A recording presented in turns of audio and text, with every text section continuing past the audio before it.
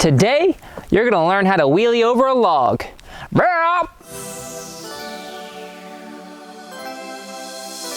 What's up guys, Tyler from the MX Factory. We're in beautiful Austin, Texas, somewhere lost in the woods, and we got a woods bike underneath us today. So what better day to learn how to wheelie over a log? Coming to you in 3 sort of easy steps. And always guys, don't forget to like and subscribe. And if you like the idea of us doing an Enduro sub channel off of the MX Factory channel, leave your ideas of what that would look like in the comments. We're gonna get right to step 1. Step 1 is gonna be getting the pop. What I mean by getting the pop is getting your front wheel up to initiate the wheelie over the log. We're gonna set the front wheel on the log and then preload off the log. So I'll just give you an example here on the bike, and then I'm looking forward to doing it while I'm riding as well.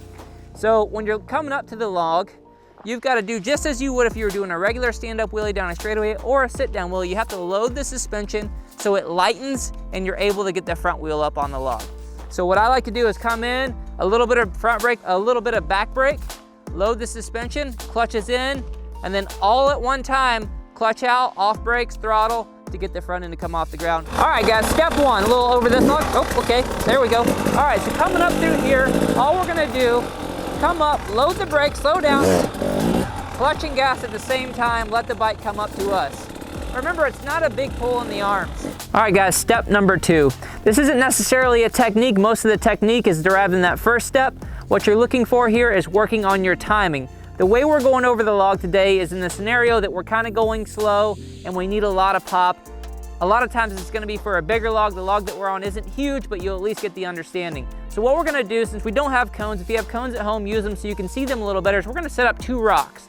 The idea is getting our pop, which we just worked on at the first rock, and setting the front tire down exactly right beside the second rock so we know that we're able to set the front tire down on the log when we want to.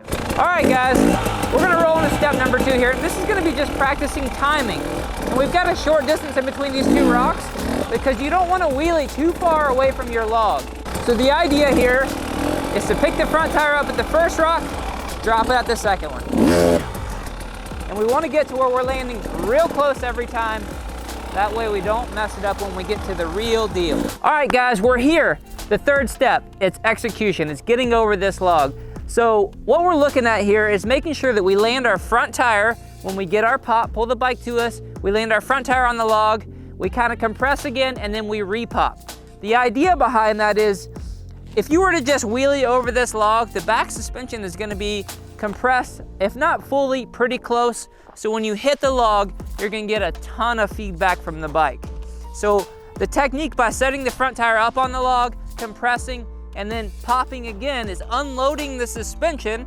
Okay, so when the back tire hits the log, it's now soaking up the log and not giving you a ton of rider feedback and throwing you over the front. All right, here we go. Execution, the real deal, people. Half the battle is being confident. You've already done your steps. You come in, slow down, load, pop, and you're over. Look at your obstacle, breathe, load, pop, and you're over. Hips are gonna go back once you hit the log.